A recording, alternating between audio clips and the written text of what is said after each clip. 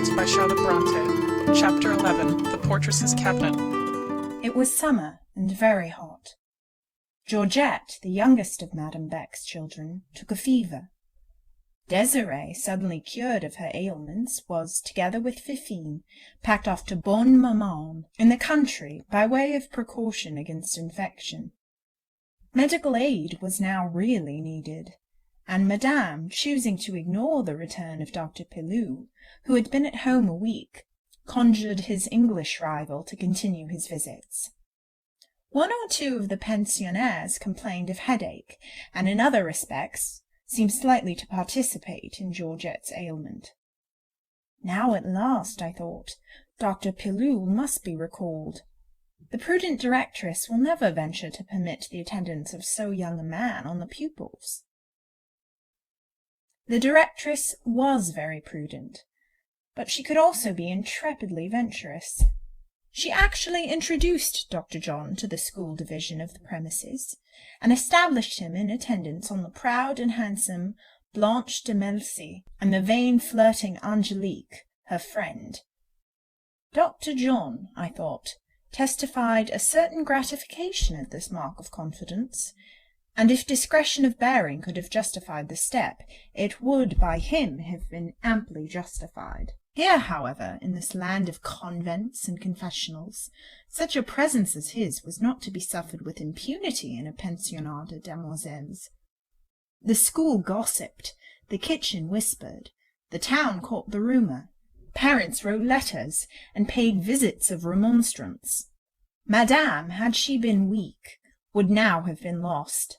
A dozen rival educational houses were ready to improve this false step, if false step it were, to her ruin. But Madame was not weak, and little Jesuit though she might be, yet I clapped the hands of my heart, and with its voice cried "Brava!" as I watched her able bearing, her skilled management, her temper, and her firmness on this occasion. She met the alarmed parents with a good-humoured, easy grace, for nobody matched her in, I know not whether to say the possession or the assumption, of a certain rondeur et franchise des bonnes femmes, which on various occasions gained the point aimed at with instant and complete success, where severe gravity and serious reasoning would probably have failed. Ce pauvre Dr. Jean, she would say, chuckling and rubbing joyously her fat little white hands. Ce cher jeune homme, le meilleur créature du monde. And go on to explain how she happened to be employing him for her own children, who were so fond of him they would scream themselves into fits at the thought of another doctor. How, where she had confidence for her own, she thought it natural to repose trust for others, and— Au reste, it was only the most temporary expedient in the world. Blanche and Angelique had the migraine. Dr. Jean had written a prescription. Voilà tout. The parents' mouths were closed. Blanche and Angelique saved her all remaining trouble by chanting loud duets in their physician's praise. The other pupils echoed them, unanimously declaring that when they were ill they would have Dr. John and nobody else. And Madame laughed, and the parents laughed too. The Labassecouriens must have a large organ of philoprogenitiveness. At least the indulgence of offspring is carried by them to excessive lengths, the law of most households being the children's will. Madame now got credit for having acted on this occasion in a spirit of motherly partiality. She came off with flying colours. People liked her, as a directress, better than ever. To this day I never fully understood why she thus risked her interest for the sake of Dr. John. What people said, of course, I know well. The whole house, pupils, teachers, servants included, affirmed that she was going to marry him. So they had settled it. Difference of age seemed to make no obstacle in their eyes. It was to be so. It must be admitted that appearances did not wholly discountenance this idea. Madame seemed so bent on retaining his services, so oblivious of her former protégé Pelou. She made, too, such a point of personally receiving his visits, and was so unfailingly cheerful, blithe, and benignant in her manner to him. Moreover, she paid about this time marked attention to dress, The morning déshabillé, the nightcap and shawl, were discarded. Dr. John's early visits always found her with auburn braids all nicely arranged, silk dress trimly fitted on, neat laced brodequins in lieu of slippers. In short, the whole toilette complete as a model and fresh as a flower. I scarcely think, however, that her intention in this went further than just to show a very handsome man that she was not quite a plain woman, and plain she was not. Without beauty of feature or elegance of form, she pleased. Without youth and its gay graces, she cheered. One never tired of seeing her. She was never monotonous or insipid or colourless or flat. Her unfaded hair, her eye with its temperate blue light, her cheek with its wholesome fruit-like bloom, these things pleased in moderation, but with constancy. Had she, indeed, floating visions of adopting Dr. John as a husband, taking him to her well-furnished home, endowing him with her savings, which were said to amount to a moderate competency, and making him comfortable for the rest of his life? Did Dr. John suspect her of such visions? I have met him coming out of her presence with a mischievous half-smile about his lips, and in his eyes a look as of masculine vanity elate and tickled. With all his good looks and good nature, he was not perfect. He must have been very imperfect if he roguishly encouraged aims he never intended to be successful. But did he not intend them to be successful? People said he had no money, that he was wholly dependent upon his profession. Madame, though perhaps some 14 years his senior, was yet the sort of woman never to grow old, never to wither, never to break down. They certainly were on good terms. He perhaps was not in love, but how many people ever do love, or at least marry for love in this world? We waited the end. For what he waited I do not know, nor for what he watched, but the peculiarity of his manner, his expectant, vigilant, absorbed, eager look never wore off. It rather intensified. He had never been quite within the compass of my penetration, and I think he ranged farther and farther beyond it. One morning little Georgette had been more feverish and consequently more peevish. She was crying and would not be pacified. I thought a particular draught ordered disagreed with her, and I doubted whether it ought to be continued. I waited impatiently for the doctor's coming in order to consult him.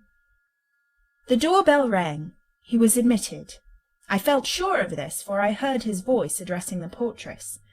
It was his custom to mount straight to the nursery, taking about 3 degrees of the staircase at once, and coming upon us like a cheerful surprise. 5 minutes elapsed, 10, and I saw and heard nothing of him. What could he be doing? Possibly waiting in the corridor below. Little Georgette still piped her plaintive wail, appealing to me by her familiar term, Minnie, me very poorly, till my heart ached. I descended to ascertain why he did not come. The corridor was empty. Whither was he vanished? Was he with Madame in the salle à manger? Impossible! I had left her but a short time since, dressing in her own chamber. I listened. 3 pupils were just then hard at work, practising in 3 proximate rooms, the dining-room and the greater and lesser drawing-rooms, between which and the corridor there was but the portress's cabinet communicating with the salons, and intended originally for a boudoir. Further off, at a 4th instrument in the oratory, a whole class of a dozen or more were taking a singing lesson, and just then joining in a barcarolle, I think they called it, whereof I yet remember these words, Fraîche, brisée, and Venez. under these circumstances what could I hear? A great deal, certainly, had it only been to the purpose. Yes, I heard a giddy treble laugh in the above-mentioned little cabinet, close by the door of which I stood. That door half unclosed, a man's voice in a soft, deep, pleading tone uttered some words, whereof I only caught the adjuration, For God's sake! Then, after a second's pause, forth issued Dr. John, his eye full shining, but not with either joy or triumph. His fair English cheek high-coloured, a baffled, tortured, anxious, and yet a tender meaning on his brow. The open door served me as a screen, but had I been full in his way, I believe he would have passed without seeing me. Some mortification, some strong vexation had hold of his soul, or rather, to write my impressions now as I received them at the time, I should say some sorrow, some sense of injustice. I did not so much think his pride was hurt, as that his affections had been wounded. Cruelly wounded, it seemed to me. But who was the torturer? What being in that house had him so much in her power? Madame I believed to be in her chamber. The room whence he had stepped was dedicated to the portress's sole use, and she, Rosine Matou, an unprincipled though pretty little French grisette, airy, fickle, dressy, vain, and mercenary. It was not surely to her hand he owed the ordeal through which he seemed to have passed. But while I pondered, her voice, clear though somewhat sharp, broke out in a lightsome French song, trilling through the door still ajar. I glanced in, doubting my senses. There at the table she sat in a smart dress of jaconas rose, trimming a tiny blonde cap. Not a living thing save herself was in the room, except indeed some goldfish in a glass globe, some flowers in pots, and a broad July sunbeam. Here was a problem, but I must go upstairs to ask about the medicine. Dr. John sat in a chair at Georgette's bedside. Madame stood before him. The little patient had been examined and soothed, and now lay composed in her crib.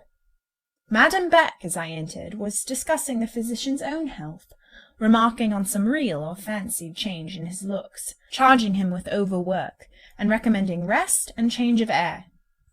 He listened good-naturedly, but with laughing indifference, telling her that she was trop bon, and that he felt perfectly well. Madame appealed to me, Dr. John following her movement with a slow glance, which seemed to express languid surprise at reference being made to a quarter so insignificant. What do you think, Miss Lucy? Asked Madame. Is he not paler and thinner? It was very seldom that I uttered more than monosyllables in Dr. John's presence. He was the kind of person with whom I was likely ever to remain the neutral, passive thing he thought me. Now, however, I took license to answer in a phrase, and a phrase I purposely made quite significant. He looks ill at this moment, but perhaps it is owing to some temporary cause.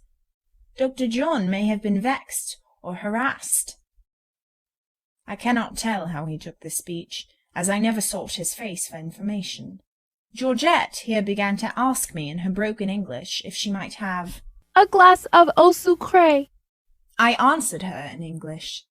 For the first time, I fancy, he noticed that I spoke his language. Hitherto he had always taken me for a foreigner, addressing me as mademoiselle, and giving in French the requisite directions about the children's treatment. He seemed on the point of making a remark, but thinking better of it, held his tongue.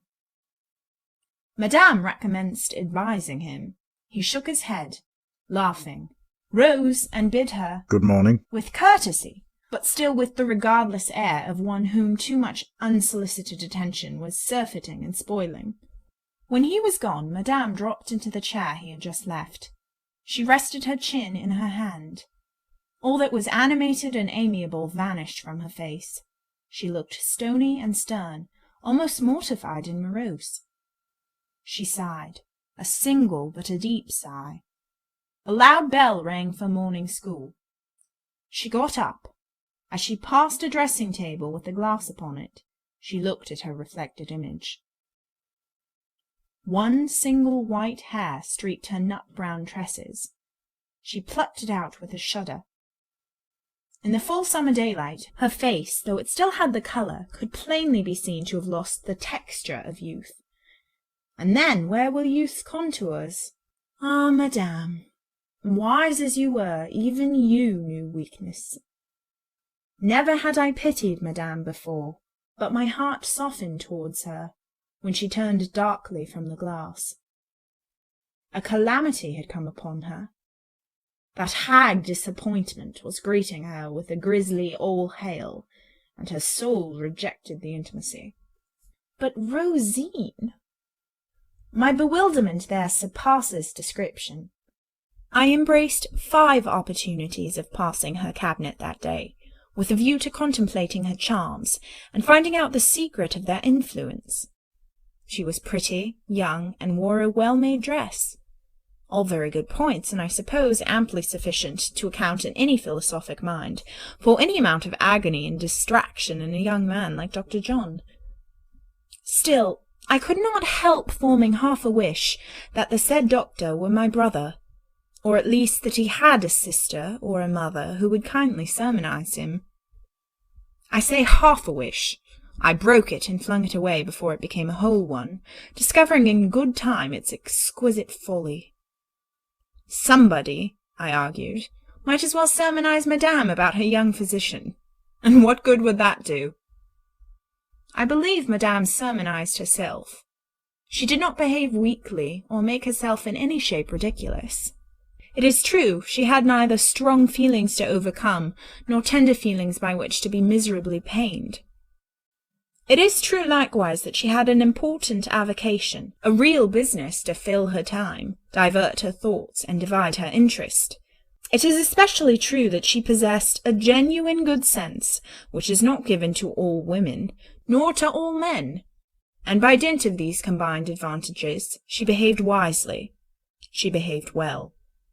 Brava! Once more, Madame Beck. I saw you matched against a Napoleon of a predilection. You fought a good fight, and you overcame. End of chapter 11.